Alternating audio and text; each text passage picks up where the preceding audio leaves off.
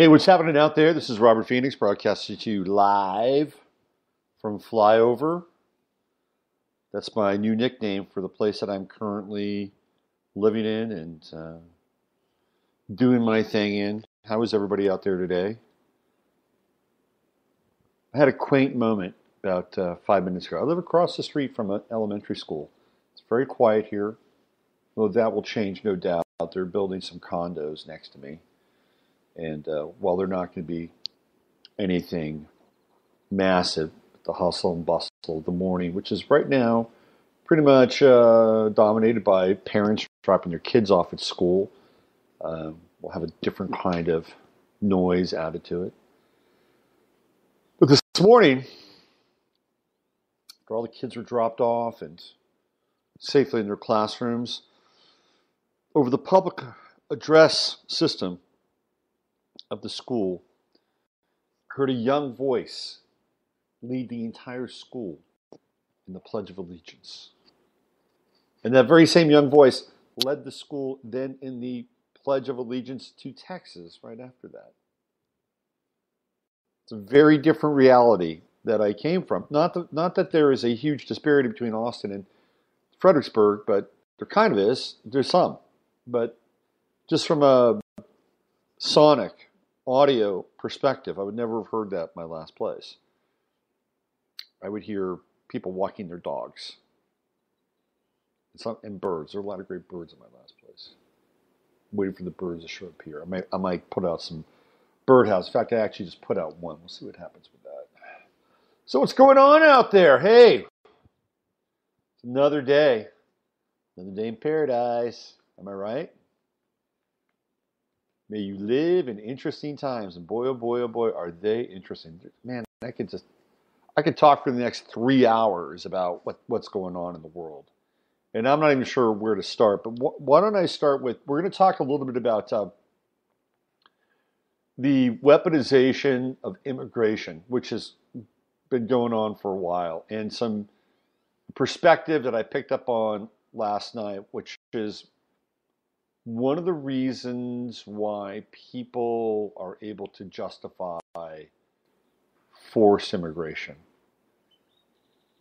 So I'm gonna get into that. I'm gonna get into that now.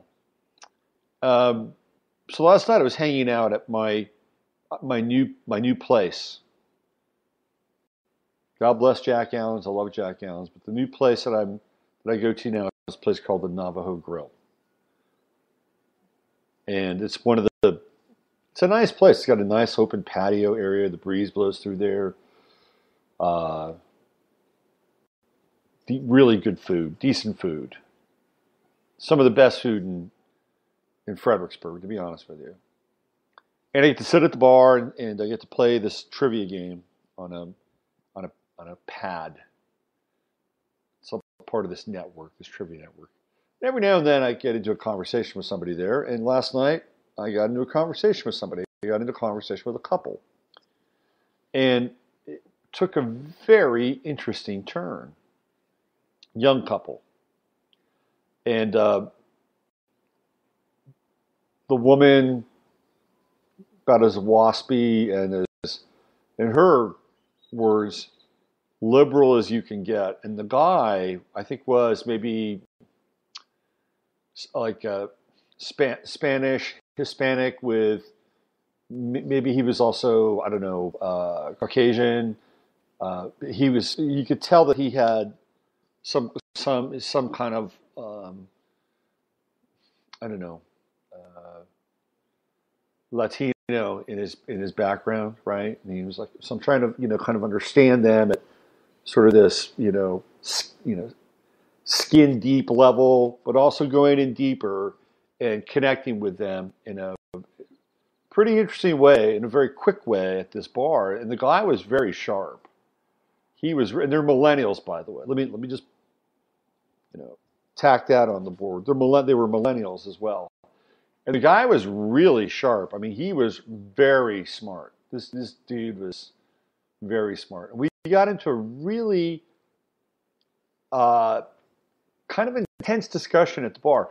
And one of the things that he talked about was he's in some sort of medical device, medical technology meets software, meets data crunching, meets sending that over the internet. I mean, I wasn't completely clear, but I knew he was here to do something with medical technology. He had a background in software engineering and helped roll out 4G. And I learned all this very quickly. I'm good at this. So we got into this discussion about the marketplace. And this is really interesting because when I lived in Austin, there was another couple, kind of similar in some ways, who would go to Jack Allen's, and I would talk to them. And the guy was young, really, really bright, an entrepreneur, had money, and had very different ideas about business. And he was sort of similar to this young guy I connected with last night. And the guy from Austin, I remember him telling me, like, I would love to buy a coal mine in Virginia and fully automate it and put those people out of work. He said that. Like, holy shit. You know, that's a really kind of ruthless and mercenary kind of task. So yeah, he said I would just completely automate it. You know, have them go find something else to do. Put them out of their misery. I mean, really, that was this guy is not young. He's not insignificant. Like, he does a lot of business with China. I mean, he's flying. This is a big brain and capitalistically driven, money and power oriented. Other than that, he was nice enough.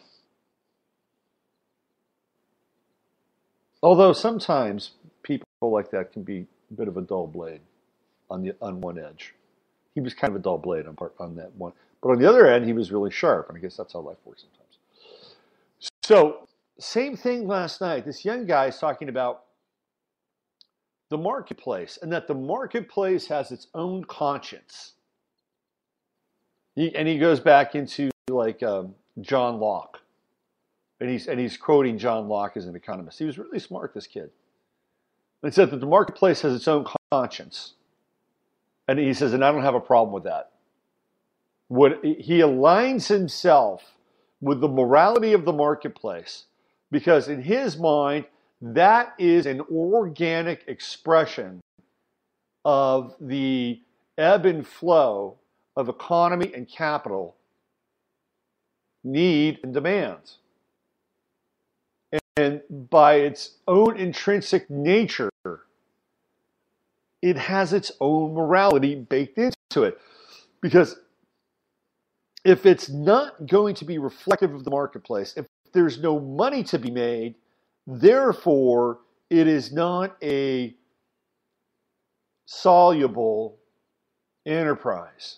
It should be abandoned as quickly as possible. And in that mindset, there is an incredibly detached view of ethics and morality and the impact that emerging ideas, emerging technologies, the lack of oversight creates in our lives. I sat there and listened to him. And on one level, right, what you can hear is the voice of a free marketeer. A free marketeer. And so he brought up John Locke.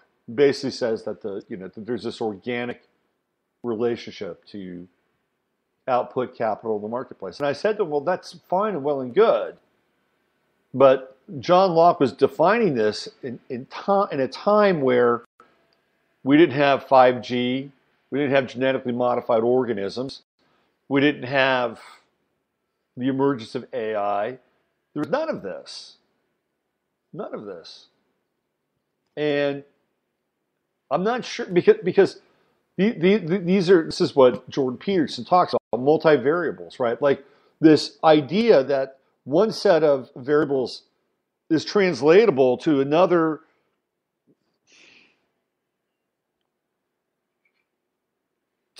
reality set is like almost ludicrous. because you cannot compare the globe or this matrix we're living in the 21st century to what was going on during John Locke's period in time. I mean, let's just look at it on face value. So let's say, for instance, during Locke's period, like one of the most egregious things that could happen would be, let's say, in some sort of a tincture or solvent or something like that, there could be either too much mercury or not enough mercury. And because there's a production of some kind of either medicinal or whatever it's going to be used for, and very little oversight, it could have an impact on the public. Now, I mean, that's probably about as bad to some degree as it could get. Although we talk about child labor, slave labor, all those things, those were very prominent during the time that Locke wrote a lot of his material. But there's no way that you can take sort of what was part of the marketplace during that time and the stuff of the marketplace and the marketplace itself, and then have that same philosophy be translated into the 21st century. Some of it will mesh and some of it won't. And I said, and I made a case that this guy's like, whatever's going to make money, I'm going to do it. I'm going to do it. There was a clear sense of self-direction, which I admire. He wasn't hung up in some ways on the morality of, and I said to him, I said, well, what would happen if some of these medical devices that you are working with or creating actually have a hiccup and 50,000 people get sick or die as a result of it over time? Didn't faze him, because he says, well, that's part of the marketplace. So we got into a really interesting discussion, and we both agreed that there was a split with science and ethics. And this kid was bright. I mean, we got into a very quick, really dense conversation without any kind of animus towards one another. And that was fantastic, right? Like, I didn't agree with him. And I'm sure he didn't agree with me, because I probably sounded like an anachronism. Like, look, this guy's got some outdated morals and philosophies, and the world's just going to pass him by. And he can't control it. And that's where we are. And I'm going to be in the pilot seat. And I'm going to do my best to ride this wave. Meanwhile, his wife apparently was like this social conscience, but not from a theological sense, but from a liberal and a progressive sense. So these are the new ethics that have infused themselves into the debate. And the debate of those, or the driver of the debate in those ethics has to do with, quote unquote, some form of science that conforms to a collective sense of compassion, empathy, and care. Like climate change, right? Like, that's something that she could wrap her head around, because, well, the scientists have proven there's climate change and it's going to impact the future, and it's a big deal, right? I mean, that's kind of where the morality piece comes in, but it doesn't come in from this sense of like the divine perspective, which is what we do to one another on a daily basis in order to advance a program that I would say is benignly evil, or evil cloaked in benign indifference. So then we talked about immigration. This is where we're going to go with this. And he basically said, well, the reason why it's happening is because Germans aren't populating enough, which is ridiculous. It's totally ridiculous. I mean, if he were really, really, really on the ball and really believed in the marketplace, he would understand that very soon AI would come in and basically do a lot of the jobs that the unborn Germans would eventually wind up doing. And this is always the argument of the elite, the ruling class who want to stir the pot, who want to bring as many people across the borders as possible.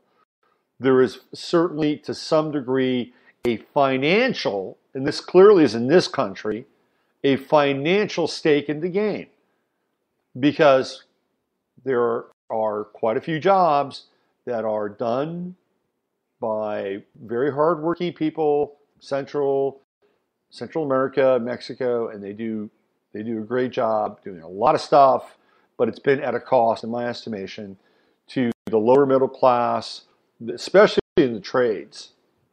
Like the trades, I talked about this before, the trades were a gig. By the way, California is now going to invest in vocational schools. I just read this. Like somebody woke up and smelled the coffee. It's like, whoa! Just realized that we've been pushing college education and certification, and meanwhile we have a whole generation of people that don't know how to do a damn thing. It's true. Lowe's has classes for millennials, and they teach them about things like screwdrivers and tape measures, really basic fundamental stuff. But if you look back also on, like, in Germany and even in this country, like when I was a kid, we're talking circa 1967, 68, 69, 70, 71, one of the main themes that we were being hammered with over and over and over and over again was overpopulation. Overpopulation. And if we didn't deal with overpopulation, that the world would become too crowded, there wouldn't be enough resources. And this was, if you look across the board, there's a theme, a consistent theme. There is a minor movie called ZPG, Zero Population Growth. I think it was either a made for TV movie or minor movie at the cinema. There was a Star Trek episode where Kirk gets beamed onto this alternate version of the Enterprise, and at some point he realizes that he is being observed by hordes of people standing shoulder to shoulder in a world of massive overgrowth and massive overpopulation. Another film that depicts overpopulation is Soylent Green. There are too many people in the world, not enough resources. So what do we do in Soylent Green universe? We cannibalize ourselves and eat each other, because that is the Malthusian final solution. That is the end game. So growing up in this country, that was a message and hit over and over and over again. And I saw that when I was a kid. Now, I'm an only child. And, in my life, I have only, produced one child. Do you think that there's a message there? You think that there's well, there's a reason why I only produced one child, okay? It was kind of part of that process after the child. It was like, no. I don't know. I don't know if bringing another one into the world would be such a good idea. Under these auspices, but clearly there's an impact. I mean, on some level, right? That was getting to me on some level, whether I know it or not. The message over and over and over again. Now, if it was happening here, I guarantee it was happening in Western Europe. I guarantee the Germans were getting the same message. Maybe the French, I don't know, but the Germans probably were getting the same message. And this is all part of the Club of Rome, which met in the early 60s. And they detailed, what life was going to be like on Earth over the course of the next 100 years. And they said, these are going to be the issues, these are going to be the problems, and here's how we're going to deal with it. And they had a strategy. Part of the strategy was, okay, we're going to consistently reinforce that overpopulation is a problem. And that somewhere along the way, that message being repeated over and over and over again will sink into people in the areas that it's being broadcast in. Now, do you think that that message was being broadcast in Mexico or India or China? China figured it out. China had to step in and say, whoa, we got a problem here. Our resources and our infrastructure cannot support at this time the amount of lives that we are constantly bringing through. That might change now. They've got all these empty cities over there. But no, that was not a message that was broadcast in places like India or the Philippines or Mexico. They were not being shown dystopic visions of where their world was headed. No, come on.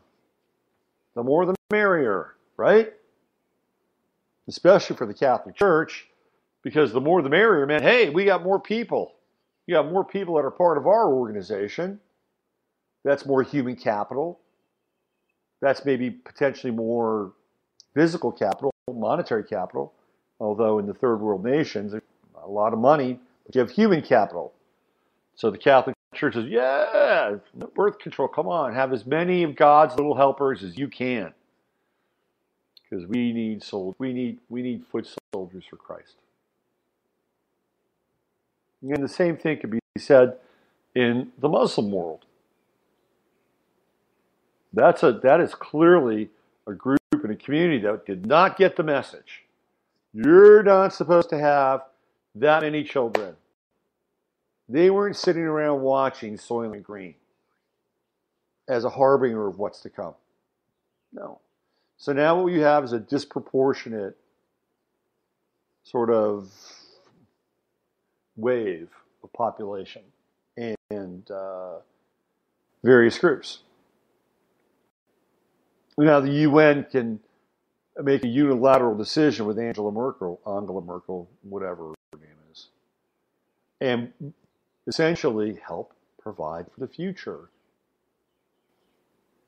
Well, there's a wave of people leaving Western Europe. They're leaving. They're going to places like Hungary and Poland. They're getting the hell out.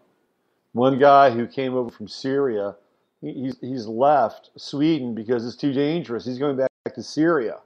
I read about this the other day. And this is what we have with forced immigration and the explosive nature of it at its inception. And in my estimation, this is exactly what they want. They want chaos, and they want a really forced level of miscegenation. Look, I'm all for anybody that loves another person, and I don't care what color they are or what religion they are. If they love each other, then hey, man, God bless you. Be happy, right? I don't care. It's not a big deal, okay? But when you have a governing body that basically moves people around like cattle, which is really what they're doing. And by the way, there's a whole refugee industry. If you're not hip to that, it's huge. There are people that are basically like, you know what it's like? It's almost like modern day slave trading that's been validated and certified. I swear that's what it's like. And these people are like pirates, and they just sit there and start moving, and they get paid handsomely to move these people in and out, in and out. It is an industry. Remember, the term is human capital. This is, I guess, what the marketplace bears. But bringing it back to the discussion that I had with this young guy last night, and I said at some point, there is a correction. There is a moment of self-correction with this so-called system. And the longer that it continues to propagate and metastasize, the moment of the self-correction has the potential to be absolutely devastating and catastrophic. Now, we kind of saw that in 2009 with what happened financially. But that was, I mean, it was a big deal. People lost their houses. I'm not going to minimize what happened then. It's a huge deal. But also, or and we were able to kind of move through that because they resuscitated the corpse of the Federal Reserve with quantitative easing. Right? That's what happened. We just had zero, banks were basically stealing money from the Fed at 0% interest and then selling it back to the public for whatever interest rate would be determined for a particular borrower. And then theoretically, once they made their money back, they'd send the money back to the Fed and pay off the loan, the debt. You can bet your ass that never happened. Or if it did, it was rare. So we've been living on this reanimated course of the economy since 2009. Slowly but surely, those interest rates have gone up. Up. They've been tweaking the interest rates. But now we got to deal with China and the petro yuan and the tariff war with China. It's going to be very interesting. I'm telling you, said this yesterday, I would hedge on gold and silver.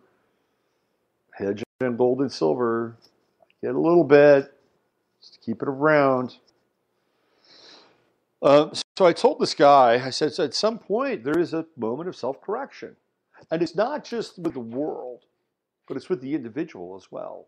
And the individual must come to terms at some point with what they've done with their life and how they've lived their life and whether or not what they've done is digestible for their soul. Basically, that's how I put it. And it was a weird, I have to say, it was kind of a weird moment because I was basically saying, hey, look, man, you think you've got it all figured out and you're smart and you're young and you've got a lot going on here, but you don't have it all figured out. And at some point in time, you will have to look at yourself. You have to look at what you've done with your life. You have to look at what you've promoted, marketed, sold. And that's the big moment in time. That is the big moment where people have to really dig into themselves. And what happens after that? Well, you can put a lot more armor around the experience, a lot more armor around your heart, a lot more armor around your body, whatever that is, and then you move on like an armadillo through the night. Or you have a real sort of come to Jesus moment, right? I mean, that's what they call it, or a moment of clarity. And then you realize that you've been doing something that is to some degree pretty unsavory and doesn't add to the spiritual well-being of the planet or the spiritual well-being of the family that we're all part of. And I wasn't getting heavy with them, but there was a moment where I just looked at it and said, at some point you're going to have to come to terms. Everybody has to come to terms with how they live their life, the decisions that they make. And I could tell his wife was getting a little uncomfortable, but it's okay. We kept a really high level, and it was good. It was really good. And then I said, "Do you have any kids?" And I said, "No." So we're trying. And then I sort of made a little joke that they have a really high success rate in this town. People come to visit it. They started laughing, and I said, "Listen, I hope you have an ecstatic opportunity to try to have some kids." And they laughed. They thought it was funny. And then I laughed. You got to leave on a high note. Let's see. We got some comments here in the chat room. Your young man last night had a philosophy for finance life that was parallel to the same brand of thinking that created Western medicine, missing the heart and soul aspects, in my opinion. That's what Judy said. She's absolutely right. It would be really interesting for you to be able to do a reading for him. Take a look at his chart. Don't you think? Yeah, I think so. I kind of do, I read people all the time. I don't need a chart. I can sit down and I can read a person. The chart is a really interesting thing because it gives me other things to think about. I was a tarot reader in a psychic for most of the '90s. I mean, that's what I did. And but yeah, I mean, it would be interesting to look at his chart just to add those little nuances and the little cornices or to his life. And would it be totally? I totally agree. But in that moment, it was very real, a very real moment. It was a good moment, really good moment. So speaking of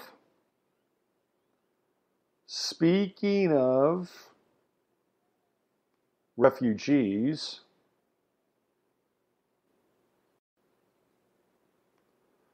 a little bit of a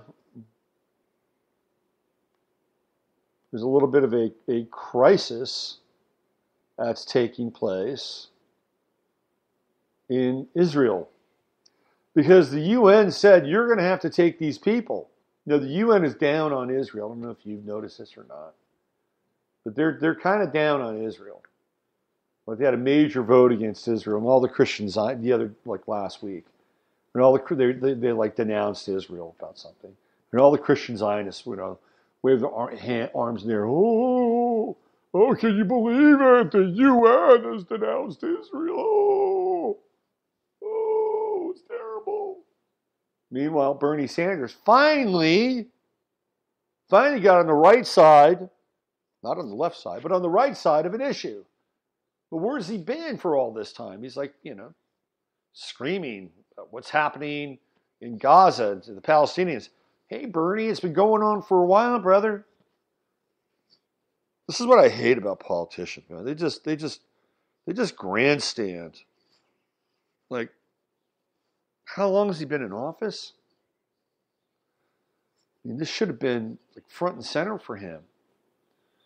And of course, the United States is going to cut off more aid to Israel, and the people are getting shot. Kids are getting shot in Palestine or Gaza.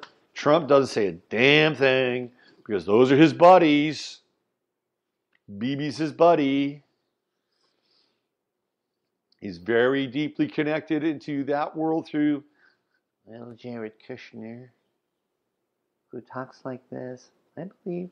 I mean, apparently now, Jared Kushner, astrologically, remember, Jared Kushner's true node in Leo is right on Trump's Pluto. He's right there in the 12th house, just siphoning off of Trump's Pluto. He's like this, his true node is like this succubus. I'm getting powerful. I mean, this is what he's doing. And so he's been talking to Trump about John Bolton. Oh, he's great. I talked to John Bolton. That is great because he was part of Bush administration, the neocon administration. I pledge allegiance to Zion administration. It's true. It's true. It's an ideology. It is an ideology. I am not disparaging people. It's an ideology. And then you have a sub-ideology within that ideology that was started by the neoconservatives, who used to be liberals, but then found out that the liberal game was probably not as lucrative as the opportunity and the potential to hang out on the right, especially when it came to contracts within the military-industrial complex, which are fueled and funded every single year by the American taxpayer. They want to get on that train, so they switched sides. They switched sides, and the big neocon sort of forefathers are Norman Potteritz and Irving Kristol.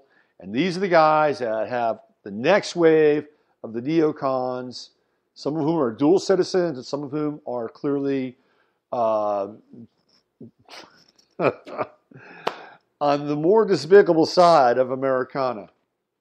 Right? I'm talking like Dick Cheney and Don Rumsfeld, those characters. And those are the people that showed up well, they were kind of around with Nixon.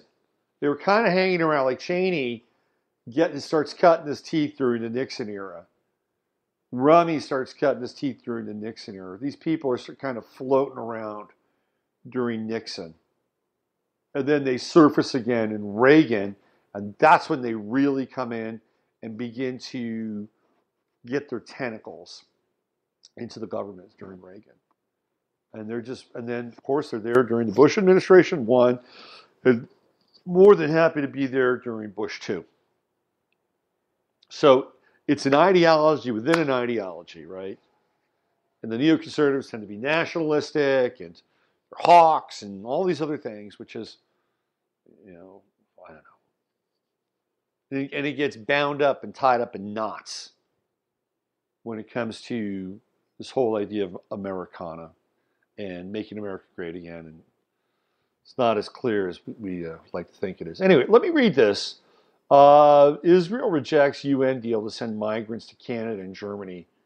Netanyahu vows to deport them back to Africa. So Netanyahu suspends asylum seeker deal with UN Refugee Agency to force Israel to accept thousands of African migrants and send the rest of them to Canada, Germany, and Italy. In a dramatic about-face, Prime Minister Benjamin Netanyahu announced in a post he wrote in his Facebook account that he is suspending the implementation of the asylum seekers plan reached with the UN High Commissioner for Refugees, also known as the UNHCR, that would have seen thousands of African migrants given temporary status in Israel. The UN tried to force Israel to accept 16,000 migrants and deport 16,000 to Canada, Germany, and Italy. Israel's Prime Minister Benjamin Netanyahu said no to the deal and vowed to deport all the illegal immigrants back to Africa. Canada and Europe should not obey the UN. Illegal immigrants from Africa should not be sent to the West. Every country has the right to defend itself and deport illegal immigrants back to where they came from. Well, guess who's getting these migrants? It's coming to the United States. Trump said, "Oh, we'll take half. We'll take half. Bring them on over here." And then the Australians had a bunch of migrants that didn't come there legally, and Trump took them as well. Hold on a second here. Let me just get this.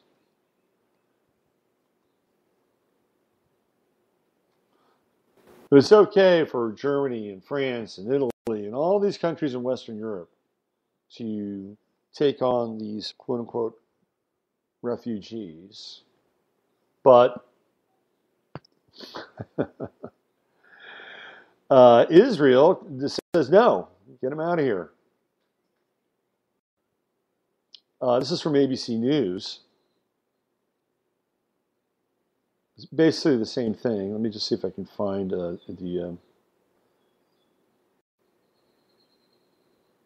So there are 35,000 migrants living in Israel,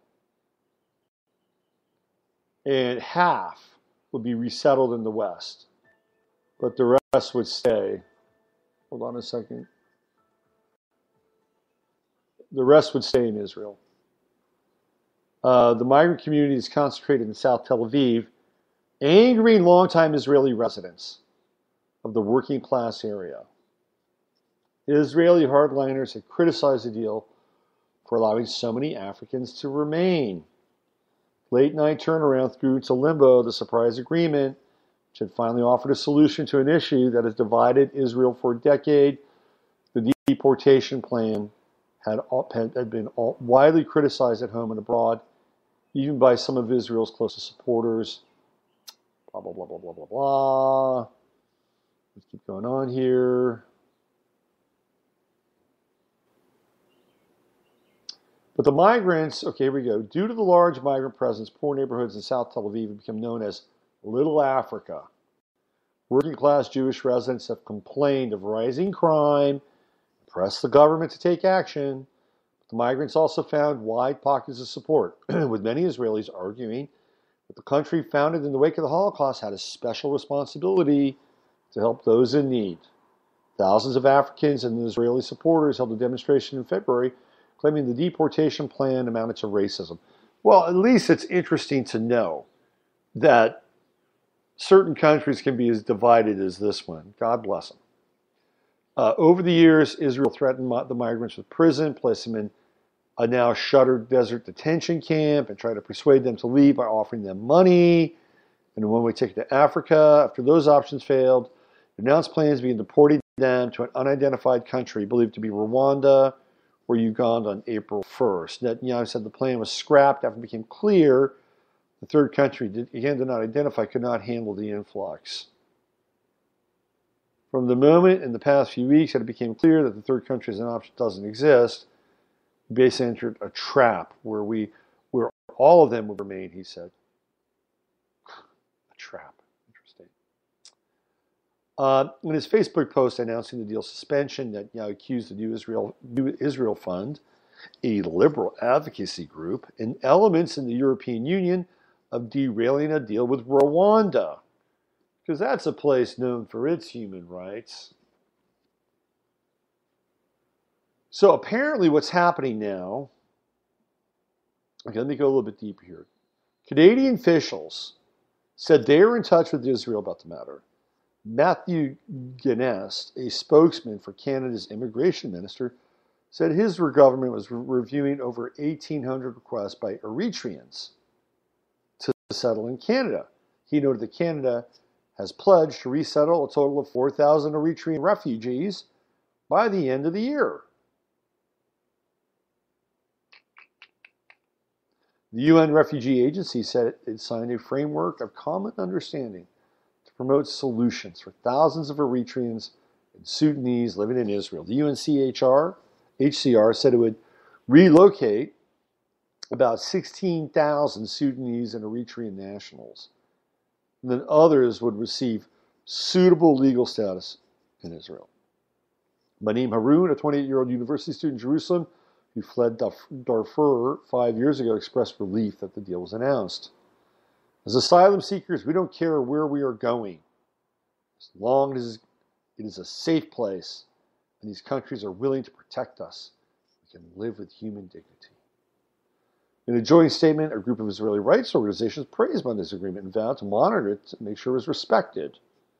We're extremely happy for the refugees, said Sigal Rosen of the Hotline for Refugees and Migrants. We really hope that the Israeli government will stop abusing them and will respect their rights as refugees.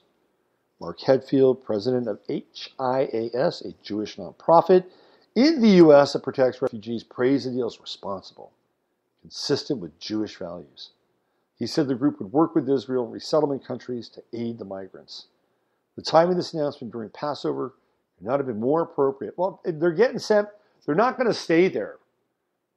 So Netanyahu pulled a little Mercury retrograde. And apparently Trump has agreed to open the borders and bring them on over to the United States.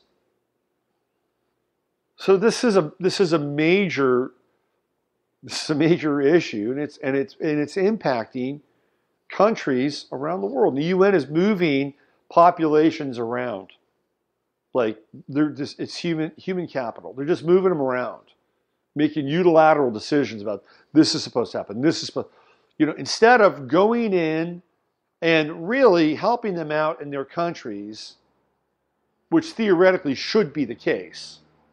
And they've tried it in the past under the guise of NGOs.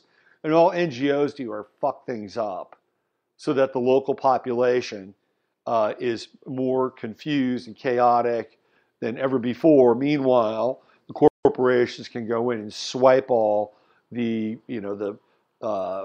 precious metals, the rare earth minerals, whatever. This is what the NGOs come in with this guise of helping. And then we see what happens after that. Doesn't work out so well. Now you've got a whole series of groups that are displaced, misplaced, either due to famine or some rogue figurehead that was put in by, guess what? The West and the NGOs, because they're the strong man there in the ground, and You have things like revolution and civil war and blah, blah, blah, blah, blah, blah. And now we've got to make a case to move these people out of those places because we fucked them up in the first place. This is how the game works. It's ridiculous. First thing they should do, if the UN wants to be incredibly high-minded, is UN needs to get on the phone with the IMF and the World Bank and tell, Mr. Rothschild, hey, zero out their debt. That's a great place to start. A bank holiday for all the underdeveloped and debt-burdened countries of Africa, South America, and Asia. Wipe it out. Fresh, clean start. Okay? Fresh, clean start. That would be one thing. That would be the first thing that I would do. Here's the challenge, though. Again, I've talked about this before, is that there is a race for resources. It's like the space race, but it's a race for resources. And the Chinese are in on it, the Russians are in on it, the West are in on it, and those resources are in Japan and South America. This is why these countries are destabilized. Always. Venezuela, even though Chavez was another strongman, another socialist, at least people weren't eating zoo animals. And I'm not advocating socialism, but at least he nationalized the petroleum and he actually made a decent infrastructure. He was a strong man. Yeah, I get it. Made a decent infrastructure for his people. Once he developed cancer and was essentially removed, it has been hell on earth in Venezuela. Destabilization. Why? They want the resources. They don't want Venezuela to have their oil nationalized. No. Big oil wants that oil. They don't want anything to do with that oil, or have Venezuela do with that oil. Now we have the refugee caravan, which apparently is basically a roiling mob of young men. Apparently this is the census and the sort of the quick take on, who's on the ground and marching towards the U.S. This is going to be very interesting to watch, especially as we get into Mars in Aquarius, which is because Aquarius is very high-minded, right? It's all about human rights, human dignity, which is fine. I think everybody has a right to be dignified and have a right to live on this planet and not be debased. But I don't necessarily think it's this arbitrary kind of third-party governing entity that's going to allocate, reallocate, and then mandate how that's going to be. Because that never really goes well. That was my birdhouse. It just fell. I have to secure the birdhouse more. I think the birds are checking it out. It's a good sign.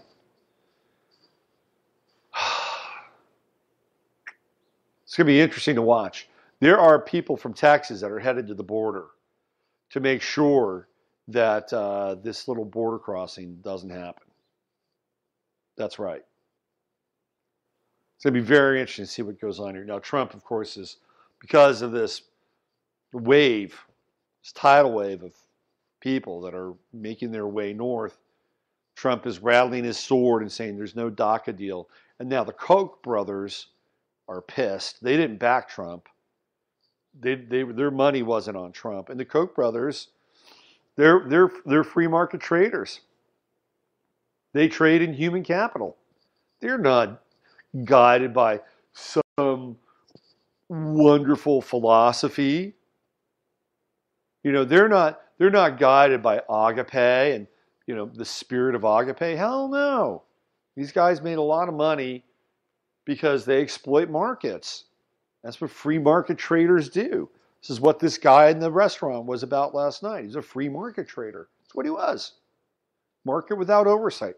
Let the marketplace define the economic model.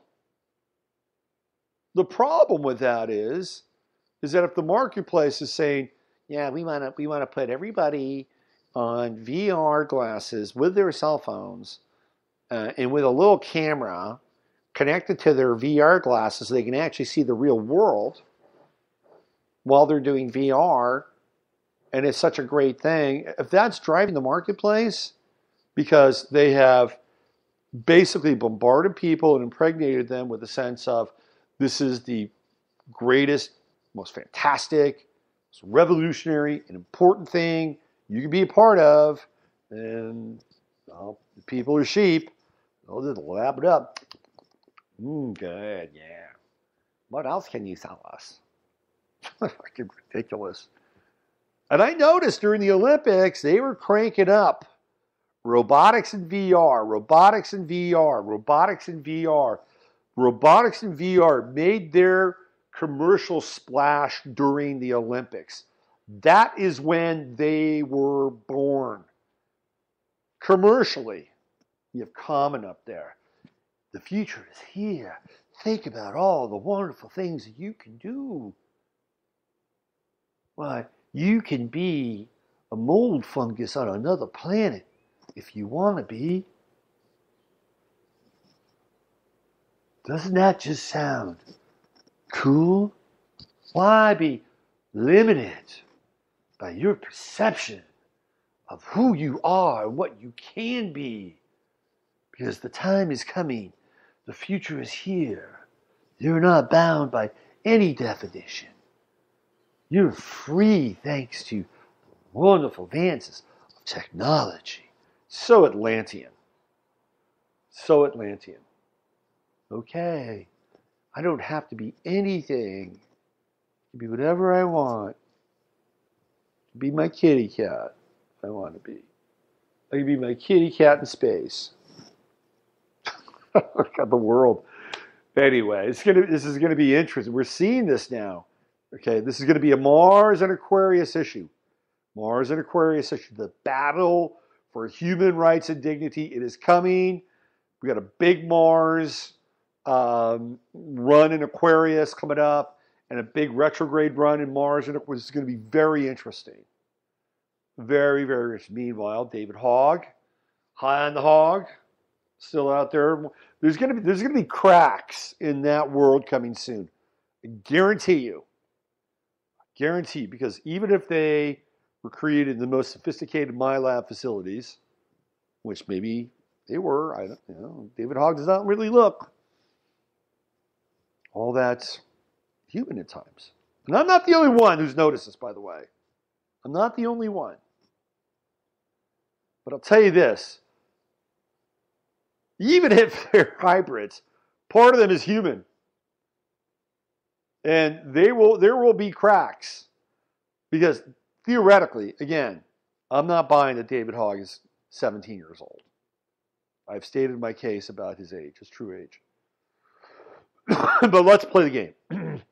Let's just play the game. Let's say he's going to be 18 in a couple of months, which is what people keep saying. Well, what's a couple of months from now? Is it May? Is it June? If it's May, June, maybe little Hogman's a Gemini. I guess we'll find out when his birthday rolls around. Nobody's really stated. Let me just do a Wikipedia. Maybe David Hogg is in Wikipedia now. Maybe Wikipedia has sanctified Lord Hogg's birth date. Hold on. David Hogg.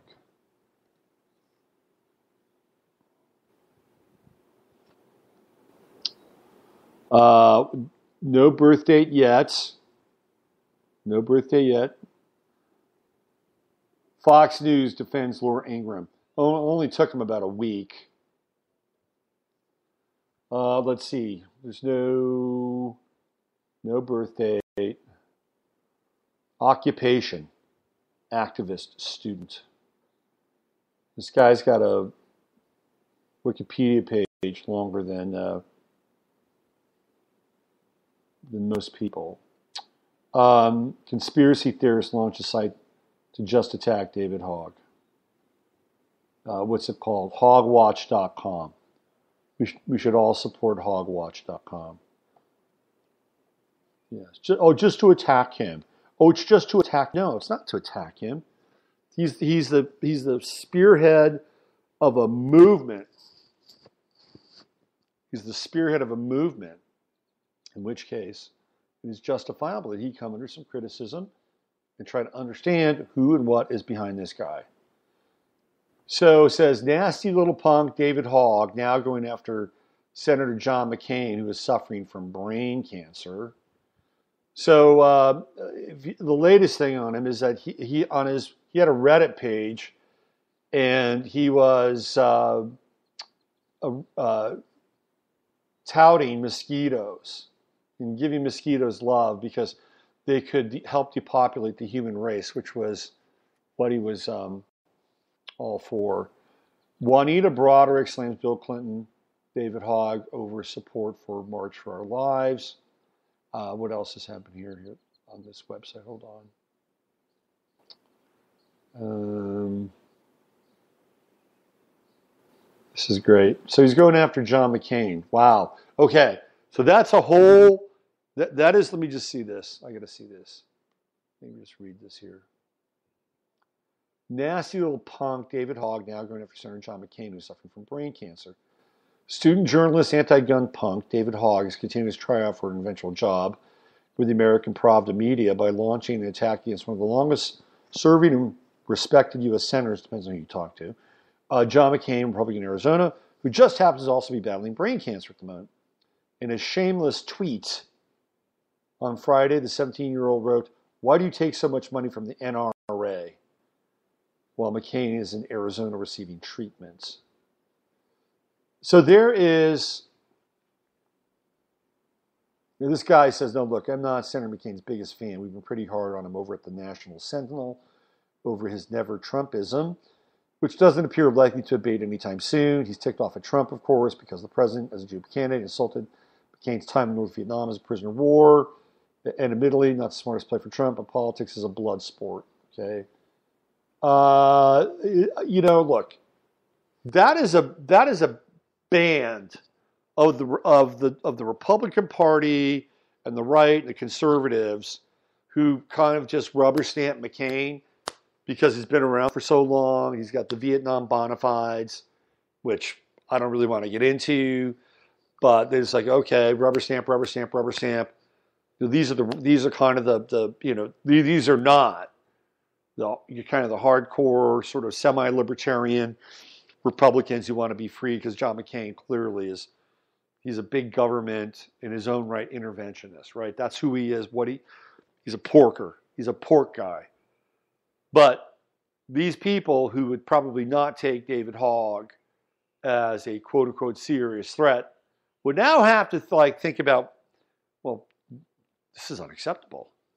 This is unacceptable. That boy is overstepping some boundaries here, because that's clearly what would happen. At some point, there's going to be a crack in these kids, because again, they're kids. No matter how much they've been trained, no matter how much they've been indoctrinated, they are kids, and they're going to crack. And their handlers, their little puppet masters, are going to have to know when it's the right time to pull the plug on David, Emma, Cameron, Delaney. They're going to have to pull the plug on these kids, because the longer they leave them out there, no matter how savvy they are, no matter how rewired their brains are, whatever, they can potentially crack, and it could be devastating for whatever it is that they're trying to accomplish, which is enroll voters, get the youth on their side, double down on identity politics, move further and further to the left, maybe take the Second Amendment down, divide and conquer. It's all part of the strategy. Okay, but at some point, it will be counterproductive if these kids trip on themselves, fall, there's infighting, there's cracks. So this leads me to the next point, which is, I believe there will be another event before this action. They're on the clock. And whatever it is they did in Parkland, trust me, they're already planning the next thing pre-Parkland. And they have to time it so that the efficacy of the kids can still be used, marketed, and deployed. Move on. I was thinking about this the other day. I was thinking about what was going on before Parkland. You know what's going on? That FISA stuff, all that memo material, and all of the gerrymandering of the election, getting into Trump, the spying, all that stuff was breaking. It was breaking. This is what was happening. There was momentum around us, and all of a sudden, bang, Parkland, and nobody's talking about it.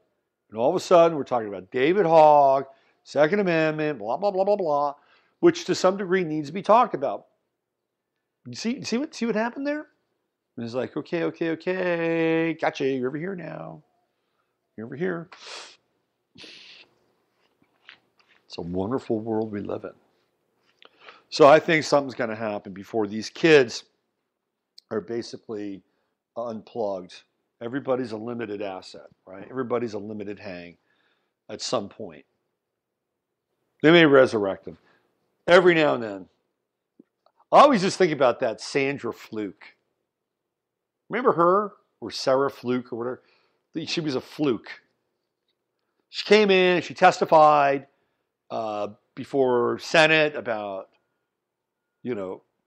getting medical aid. Really what she was talking about was contraceptives and birth control. She made a big deal out of it, made a big splash over it. Rush Limbaugh criticized her. Oh boy, was he castigated. I think he might have lost a sponsor over it. And for about 10 days, Miss Fluke was front and center, and she's gone. She's gone. That's what happens with these people. They'll keep the kids around for as long as they can, but they also know that they're on a clock and they are kids. And no matter how savvy they may be, no matter how compartmentalized their consciousness is, no matter what program they're running, at some point, it'll malfunction. All right. Well, I think that just about does it for today. Another longish show, but there's a lot to chew on there. Always like to round it off with something positive to share with you. And one of the, I think, opportunities we have is to kind of live amongst this maelstrom that's surrounding us and find a point of stillness and inner peace inside of it. And to be able to essentially walk through these times with a sense of being able to witness what's going on around us and to consciously move towards the event horizon. There is something on the other side of this. I know that. I know for a fact. I've experienced it. I had a very, very strong hit one day about what that's like. And we're here now. We're here now as a witness to these times. And there are a lot of different tools that we can avail ourselves with to navigate through them. And there are a lot of resources out there as well. Tremendous amount of resources. A lot of people that know about foods, nutrition, and herbs, and healing, and CBD, and cannabis, and, soft technologies, alternative tech. There's so much out there. There's a cornucopia of solutions, and not just solutions, but really tools for your soul and your spirit in this world, and avail yourself of them.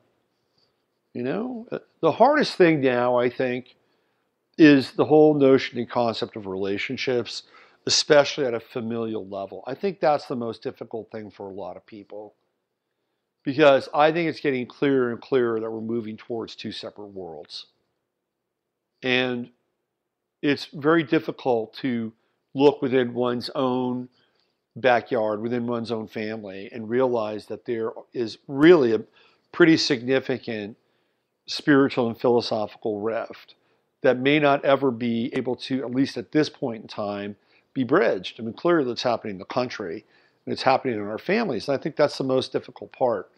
So we're redefining ourselves, we're redefining our relationships, we're redefining our notion of family and our notion of tribal contact and groups and things like that. And that's all part of this process as well. And it's not even anywhere close to being cooled and formed. So that's what's going on, and it's very difficult, very, very difficult. But know that there's a spiritual family connected to you at times when maybe your physical family isn't, or in ways that they may not or could never be, unless some major catastrophe took place. I just want to give a little shout out to my buddy Dave Hout, who I grew up with in San Jose, California, and Dave's father passed away yesterday. And Dave turned out to be one of the good guys in life. Loving dad, successful in business, and has a son that's challenged on the Asperger's spectrum, and has done a great job raising him. And Dave, I think I got in a couple of like real Donnybrook fights with Dave. One on my lawn, my front lawn of my house, with my father refereed. I swear to God that happened. I think Dave and I had a few Donnybrooks. Anyway, Dave's father passed yesterday, and Dave's father was a great guy, super smart. Worked for Lockheed, and Dave, my heart goes out to you, and hope your family gets all the love and support. Based on what I'm seeing on Facebook, that's happening, that's in motion. So God bless your dad and your family, and wish you all the best, brother. All right, you know what to do. Use your head to discern what's real, your heart to stay open to what's possible. Oh, I didn't do the time zone. Man, I just get so into what we're talking about. Let's do the time zone real quick, because today.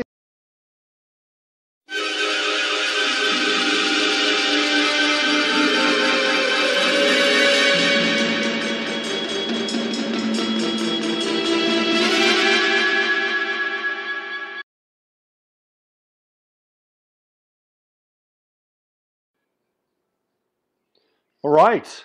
Oh. All right, here we go. Wow. It's a little disorienting sometimes when we hit that switch. So we're going to take a little trip back today. Today is April 3rd. It is the 93rd day of the year, and there are 272 days remaining. Okay, so here we go.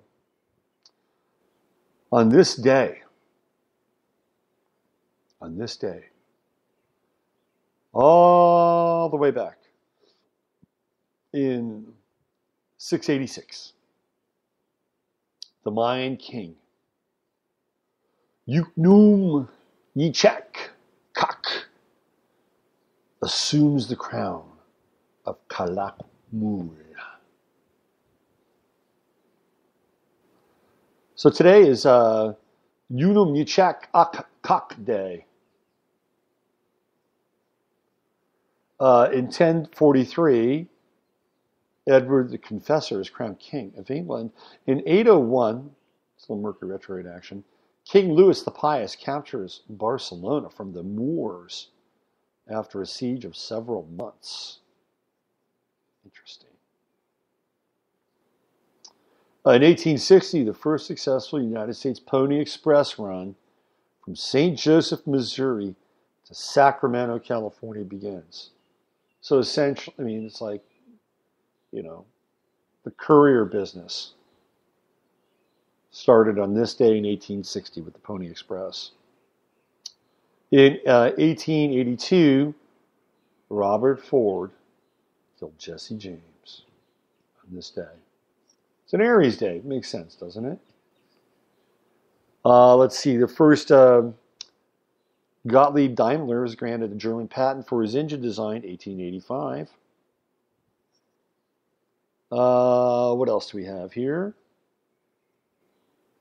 Joseph Stalin becomes the first general secretary of the Communist Party of the Soviet Union. That happened in 1922.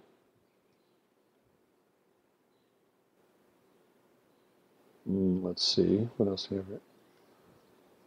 In 1936, Bruno Richard Hauptmann is executed for the kidnapping and the death of Charles Augustus Lindbergh, the baby son of pilot Charles Lindbergh. I should get into that one of these days. That is one of the most, fascinating and dark events in American history. And pretty clear that Bruno Richard Hauptmann was nothing more than a stooge in the whole thing. I should get into that one of these days. A big day for World War II history. In 1946, Lieutenant General Masaharu Homa is executed in the Philippines for leading the Bataan Death March. Wow. 1948, Harry Truman signs the Marshall Plan, authorizing $5 billion in aid for 16 countries. $5 billion in 1948 is a lot of money. A lot of money. And do you know who benefited tremendously from the Marshall Plan? Industrialists. Basically, they went in and they refurbed Japan. The industrialists went in and they started. This is the beginning. This is the beginning. The Marshall Plan is the beginning of in some ways, the fall, the end of the American economy as a real global force. Because they're creating Japan ultimately as a form of competition to the American marketplace. And the corporatists and the globalists didn't care. It's just cheap labor. Do you know what Sony theoretically stands for?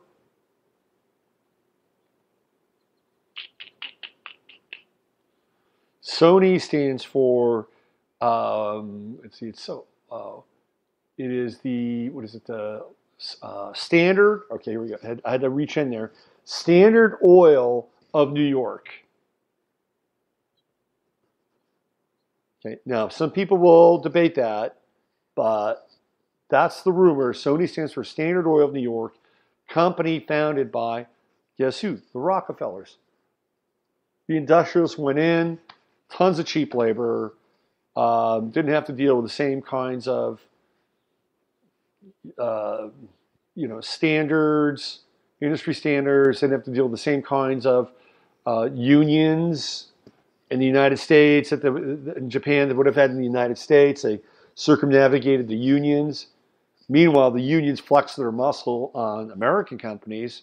Oh, that was no problem at all now, was it? No.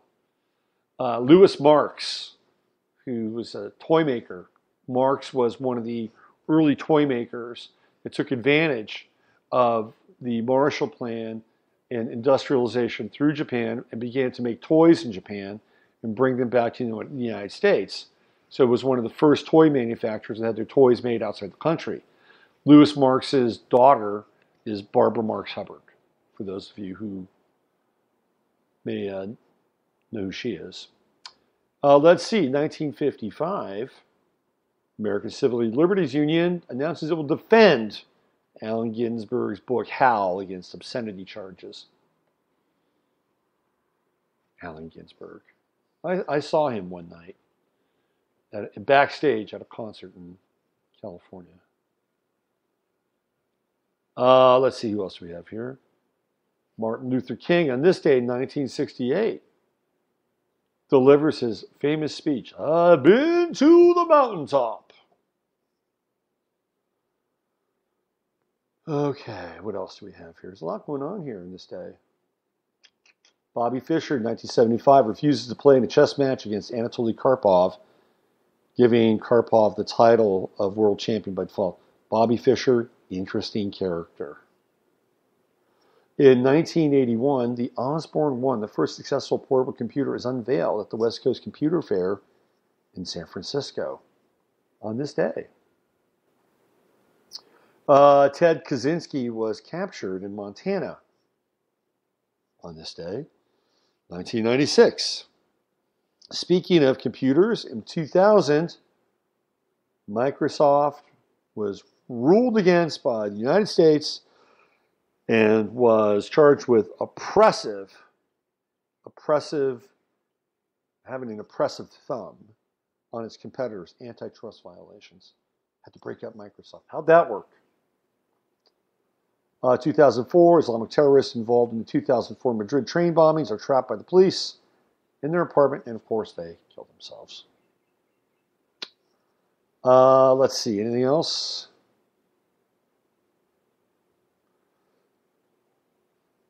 Apple introduced, this is a big day for computers. What is this with, so in 2010, the first iPad was released.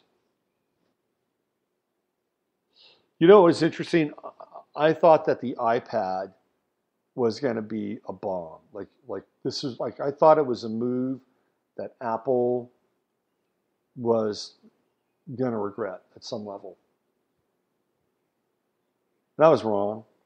However, I think the iPad has been displaced by the iPhone, right? I mean, again, 2010, 7 years worth of, maybe even 5 or 6 years of robust usage.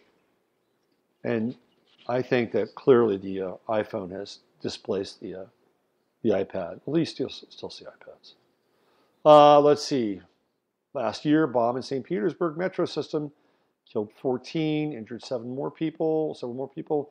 And in 2016, the Panama Papers were leaked.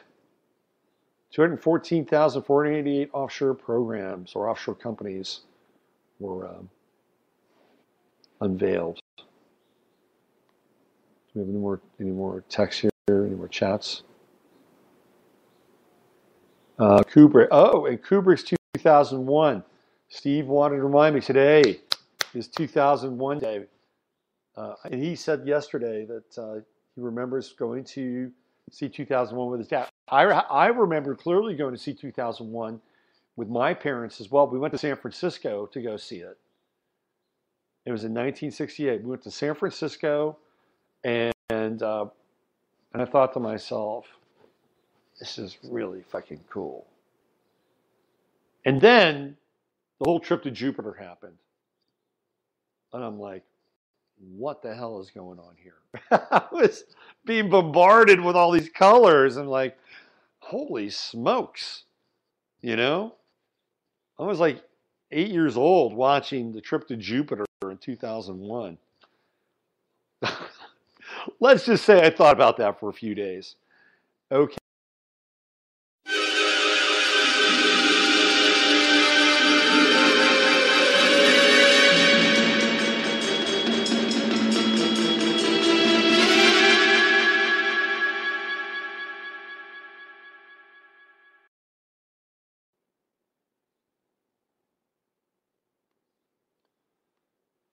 Okay, we're back. We're back. It's a present time. And is my mic going? There we go. Hey, a little bit of a long show today. I talked a lot today. I try to get in here. I'm going to do it crisp 45 minutes. But sometimes it's not possible. All right. You know the drill. Use your head to discern.